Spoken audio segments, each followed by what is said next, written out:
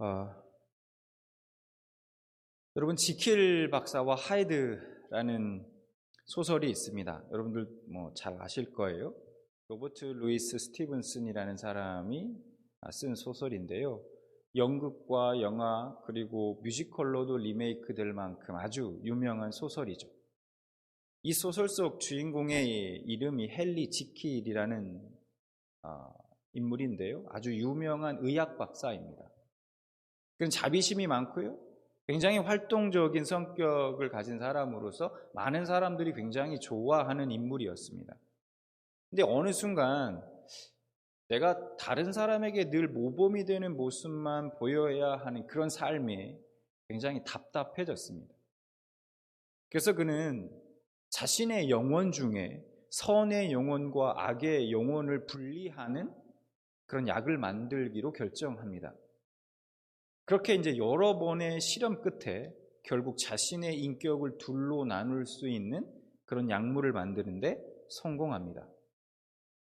그리고 드디어 이 지킬 박사는 그 약을 먹고 자신의 인격을 둘로 나누게 됩니다. 하나는 본래의 지킬 박사 자신이고 다른 하나는 자신의 내면에 있는 악의 분신인 에드워드 하이드입니다. 지킬 박사는 본래 자기이고요. 이 하이드는 내면의 악이 극대화되어서 나타나는 또 다른 자기입니다. 이 약물에 의해서 이제 하이드가 된 지킬은 밤마다 이제 막 돌아다니면서 활보하면서 온갖 악한 범죄들을 저지릅니다. 이 지킬 박사와 하이드라는 소설은요, 이렇게 우리 인간의 이중적인 모습, 인간의 그러한 이중적인 모습을 아주 잘 보여주고 있습니다.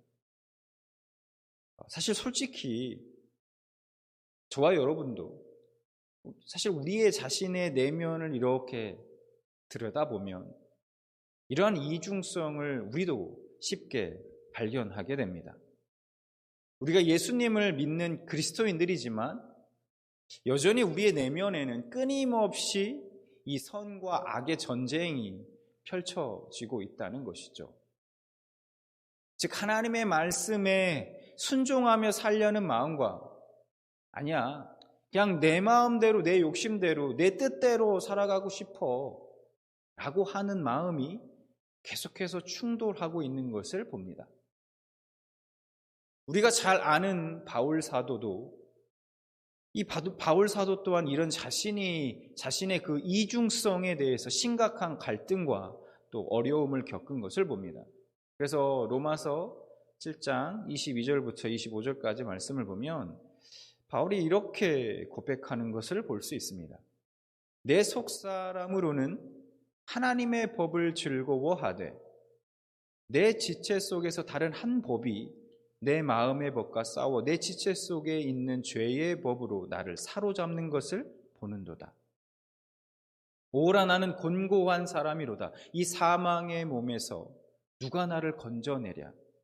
그런즉 내 자신이 마음으로는 하나님의 법을 육신으로는 죄의 법을 섬기노라. 오늘 본문 속의 주인공 다윗입니다. 우리가 너무나 잘 알고 있는 다윗. 근데 저는 오늘 본문 속의 다윗을 보면서요, 저는 이 지킬 박사와 하이드라는 소설이 떠올랐습니다. 제가 오래전에 보았던 이 소설이 떠올랐어요. 모든 그리스도인들이 인정하고 닮고 싶은 인물, 하나님도 내 마음에 합한 자라고 칭찬해 주시면서 사랑했던 인물, 성경에서 가장 인기 있는 인물 영순이, 그가 바로 다윗일 것입니다. 그런데 그런 그가 오늘 본문 속에 보이는 모습은 우리가 알고 있던 그 다윗과는 그 다윗의 모습과는 좀 사뭇 다른 다윗을 만나게 된다는 거예요.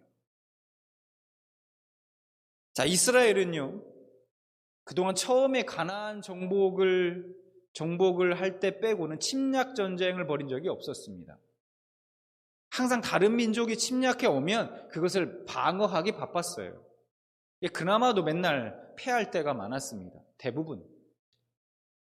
그런데 오늘 8장을 보니까 다윗은 대대적인 침략 전쟁, 정복 전쟁을 벌이기 시작합니다.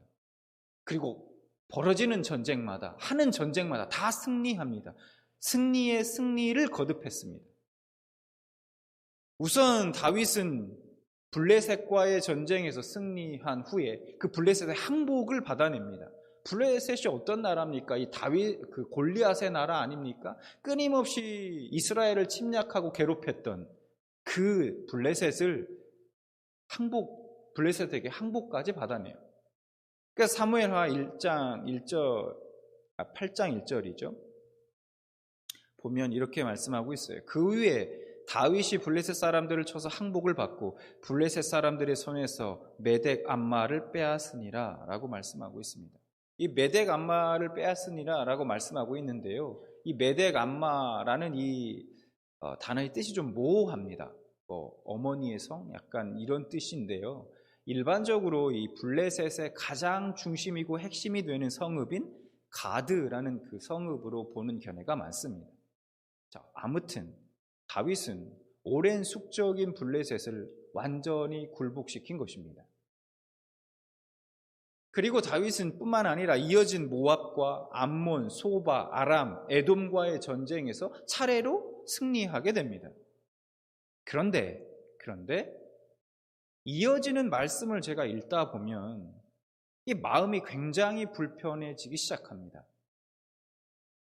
아무리 좀 긍정적으로 봐야 될 것 같은데 다윗은 정말 하나님이 사랑했고 훌륭한 인물인데 근데 말씀을 보면 그냥 그렇지만 그런 생각만 들지 않더라는 것이죠.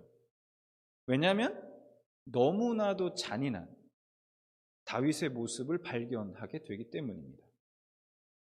그래서 2절 말씀을 보겠습니다. 8장 2절에 이렇게 말씀합니다. 다윗이 또 모압을 쳐서 그들로 땅에 엎드리게 하고 줄로 재어 그 2줄 길이의 사람은 죽이고 1줄 길이의 사람은 살리니 모압 사람들이 다윗의 종들이 되어 조공을 드리니라. 여러분, 땅에 엎드리게 하고 2줄 길이의 사람은 죽이고 1줄 길이의 사람은 살렸다라고 말합니다. 여러분, 이 말씀이 무슨 말씀 같습니까? 우선 이 말씀을 해석하는 두 가지 견해가 있습니다. 먼저 3분의 2는 죽이고 3분의 2의 사람들은 살렸다라고 보는 견해. 그리고 두 번째는 사람의 키를 재어서 2줄 길이의 키가 되는 사람은 다 죽이고 1줄 길이의 키가 되는 사람들만 살렸다라고 보는 견해. 이렇게 두 가지 견해가 있습니다. 여러분은 어떻게 생각하십니까? 대부분은 후자로 보는 견해가 많습니다. 즉 사람들을 땅에 엎드리게 한 뒤에 3등분 되는 줄로 재고 3분의 2 길이의 사람은 다 죽이고 3분의 1 길이의 사람은 살려줬다는 것입니다. 그러니까 생각해보면 다윗은 이 모압 사람들의 키를 재어서 키가 큰 사람, 즉 전쟁에 기용될 가능성이 있는 사람은 다 죽이고 1줄 길이의 사람, 즉 어린이나 노약자와 같은 그런 사람들만 살려두었다라는 얘기가 될 것입니다. 그런데 더 큰 문제가 있어요. 큰 문제는 뭐냐? 이렇게 잔인한 일이요, 전투 중에 벌어진 게 아니라는 거예요. 전투 중에 어쩔 수 없이 벌어진 것이 아니라는 것입니다. 이미 전쟁에 승리했습니다. 이겼어요. 다 이겨놓고 사람들을 불러다가 땅에 엎드리게 한 뒤 골라가면서 차분하게 한 사람 한 사람씩 죽여 나갔다는 뜻입니다. 여러분이 우리가 이 장면을 한번 상상해 보십시오. 이게 얼마나 잔인합니까? 여러분, 이뿐만이 아닙니다. 이어서 다윗은 아람 사람 22,000명을 죽이고요, 에돔 사람 18,000명을 죽였습니다. 5절, 다메섹 사람 아람 사람들이 소바 왕 아닷에셀을 도우러 온지라 다윗이 아람 사람 22,000명을 죽이고, 13절, 다윗이 소금 골짜기에서 에돔 사람 18,000명을 쳐 죽이고 돌아와서 명성을 떨칩니다. 사실 여기뿐만이 아니라 성경에 이런 참혹한 얘기가 아주 많이 나오는 것을 볼 수 있습니다. 이스라엘 역사가 사실은 피의 역사라고 해도 과언이 아닐 것입니다. 그런데 우리가 생각해 봐야 할 것이 있죠. 이런 참혹한 현장을 바라보시는 하나님의 마음은 어떠셨을까 하는 겁니다. 여러분, 우리가 어렴풋이 하나님의 마음을 알 수 있는 대목이 있습니다. 다윗이 하나님의 성전을 너무너무나 짓고 싶었어요. 그 성전을 짓고자 했을 때 하나님께서 너는 안 된다라고 하셨습니다. 그렇게 말씀하신 이유가 무엇이었습니까? 역대상 22장 8절 보면 이렇게 말씀하세요. 여호와의 말씀이 내게 임하여 이르시되 너는 피를 심히 많이 흘렸고 크게 전쟁하였느니라. 내가 내 앞에서 땅에 피를 많이 흘렸은즉 내 이름을 위하여 성전을 건축하지 못하리라. 이렇게 말씀하세요. 사람을 너무 많이 죽이고 네 손으로 피를 너무 많이 흘렸다라는 거예요. 다윗이 이 전쟁을 치러 나가는 것이 하나님의 나라를 확장시키고 이스라엘 민족을 위해서는 필수적인 것이었습니다. 하나님도 그거를 알고 계셔요. 그렇지만 그렇다 하더라도 피를 많이 흘렸다는 사실에 대해서 하나님이 그것을 크게 기뻐하시거나 그렇게 하지 않으셨다는 사실을 우리는 알 수 있다는 것입니다. 여기까지 보면은 다윗은 진짜 영토 확장과 왕권 확립에 눈이 먼 사람이었고 그 과정에서 다른 민족들을 무자비하게 살해한 진짜 나쁜 놈, 잔인한 놈처럼 보입니다. 근데 참 어려운 것이요. 이런 다윗의 모습만 오늘 본문 속에 말씀하고 있지 않다는 거예요. 그래서 참 어렵습니다. 이런 다윗의 모습과 함께 전혀 다른 또 다른 다윗의 모습도 기록되어 있다는 것입니다. 먼저 다윗이 소바에서 빼앗은 1700마리의 말 중에 100마리만 남기고 그 말의 다리에 힘줄을 끄는 일입니다. 4절 말씀을 보면 그에게서 마병 1700명과 보병 2만 명을 사로잡고 병거 100대의 말만 남기고 다윗이 그 외의 병거의 말은 다 발에 힘줄을 끊었더니 이 4절에서 마병 1700이라고 기록되어 있죠. 이 똑같은 기록이요 역대상 18장 4절에도 기록되어 있습니다. 그런데 그 수치가 달라요. 역대상의 말씀을 보면 병거가 1000이고 마병이 7000이라고 이렇게 나와 있습니다. 한번 볼까요? 다윗이 그에게서 병거 1000대와 기병 7000명과 보병 2만 명을 빼앗고 이렇게 되어 있어요. 어떤 수치가 맞을까? 그러면 일반적으로 학자들은 두 기록 중에 역대상에 있는 기록을 더 정확한 것으로 봅니다. 아무튼 이건 저희가 오늘 말씀드리려고 하는 핵심은 아니니까요. 말의 다리에 힘줄을 끄는 것은요, 이 말의 기동성을 무력화시키는 것이죠. 즉 전쟁에 쓸 수 없게 만든다는 뜻입니다. 요즘 말로 말하면 예를 들면 탱크 한 100대, 1000대를 막 빼앗았는데 그 중에 900대는 다 때려 부수고 한 100대 정도만 남겼다는 얘기입니다. 여러분 이게 말이 됩니까? 전쟁에서 말만큼 유용한 게 어디 있습니까? 이 기마병들이 그 역할이 얼마나 커요. 근데 그 어렵게 뺏은 말을 힘줄을 다 끊어버립니다. 100마리만 남기고. 아니 다윗은 왜 이런 어리석은 짓을 했을까? 신명기 17장 16절에 보면 이런 말씀이 있어요. 왕이라 해도 군말을 많이 가지려고 해서는 안 되며 군말을 많이 얻으려고 그 백성을 이집트로 보내서도 안 됩니다 라고 말씀하고 있어요. 다윗이 병거를 부수어버리고 말의 힘줄을 끊어버렸다는 것은 세상의 힘으로 자신의 나라가 세워지는 것이 아니라 하나님의 약속으로 세워지는 나라임을 지금 스스로 고백하고 있는 것입니다. 하나님의 말씀을 믿고 노약한 말들을 폐기처분하면서 하나님의 도움이 있어야 내가 승리할 수 있습니다. 하나님, 그것을 지금 인정하고 있다는 거예요. 그만큼 하나님의 존재와 능력을 인정하고 있는 거예요. 그 하나님의 존재와 능력을 인정하지 않으면 감히 엄두도 낼 수 없는 위대한 믿음인 것이죠. 정말 이렇게 하기가 쉬울까요? 쉽지 않습니다. 이뿐만이 아닙니다. 8장 10절 말씀을 10절 11절 말씀을 보면 요람이 은그릇과 금그릇과 놋그릇을 가지고 온지라 다윗 왕이 그것도 여호와께 드리되 그가 정복한 모든 나라에서 얻은 은금 곧 아람과 모압과 암몬 자손과 블레셋 사람과 아멜렉에서 얻은 것들과 소바 왕 르홉의 아들 하닷 에셀에게서 노력한 것과 같이 드리니라 이렇게 말씀하고 있어요. 다윗은 전쟁에서 얻은 전리품을 아낌없이 다 하나님께 드렸습니다. 왜냐하면 다윗은 자신이 얻은 모든 이 승리의 비결, 그 비결이 내 능력이 아니라 하나님의 도우심에 있다고 믿었기 때문이죠. 아니 그러면 참 혼란스럽습니다. 어떤 모습이 진짜 다윗일까? 진짜 다윗의 모습은 어떤 모습일까요? 다윗의 모습 속에서 지킬 박사와 이 하이드의 모습을 보는 것 같습니다. 그런데 이러한 이중적인 모습이 단순히 다윗만의 모습일까 하는 겁니다. 바로 저와 여러분의 모습이기도 하지 않느냐라는 겁니다.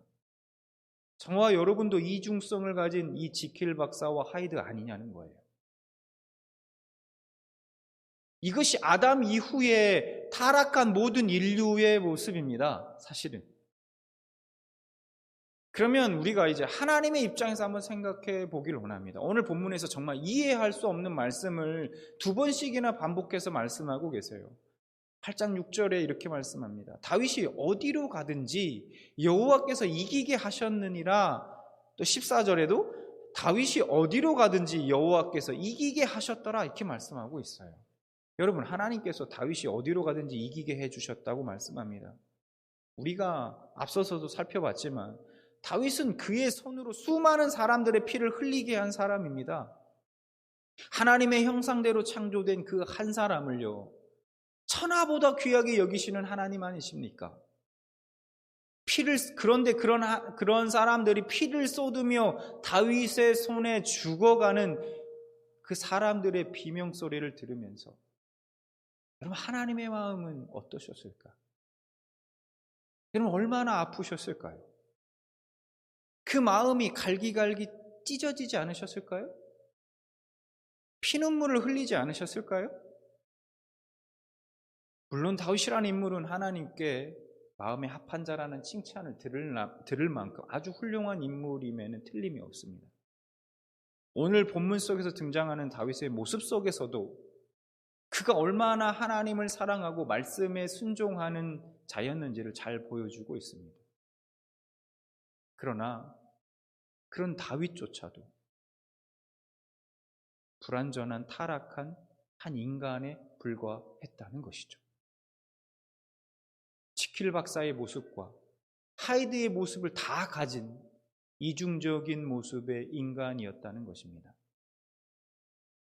하나님께서는 다윗의 그러한 이중성에도 불구하고 그의 잔인함과 무자비함에도 불구하고 다윗에게 승리를 안겨주셨습니다. 여러분, 그 이유가 무엇일까요?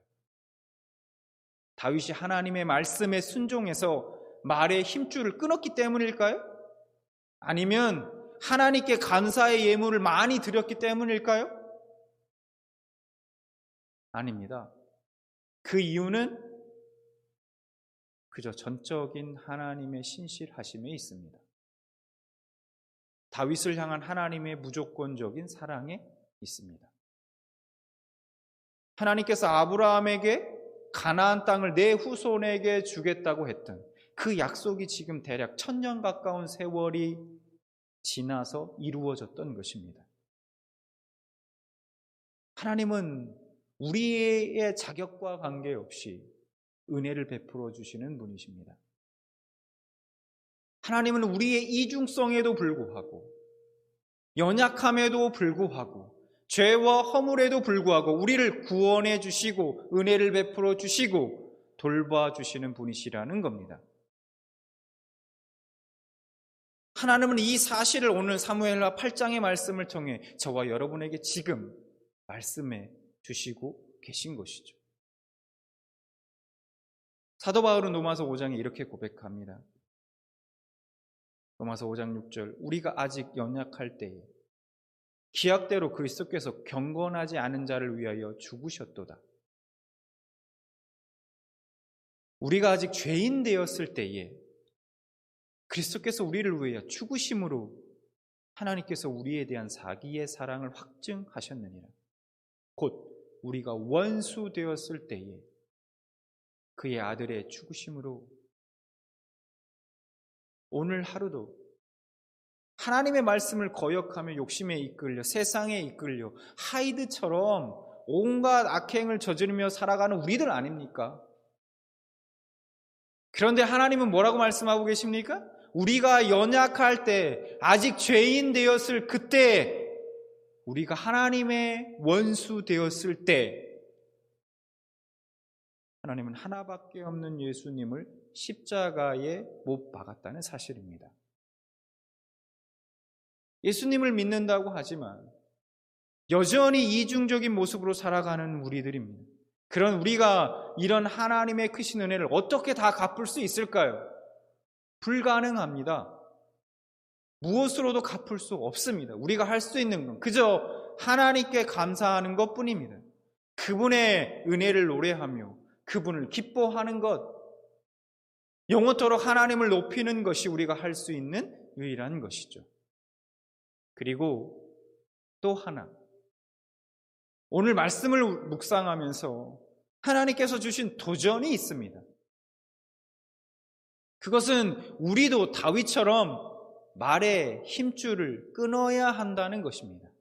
말의 힘줄을 끊어야 한다.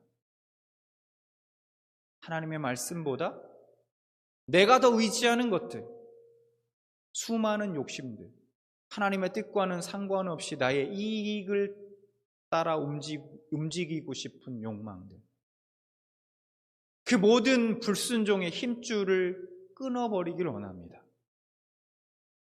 네, 압니다. 우리는 언제든 내 안에 하이드가 다시 나타날 거라는 것을. 여러분, 그래도 괜찮습니다. 왜냐? 하나님이 이미 그런 저와 여러분을 아십니다.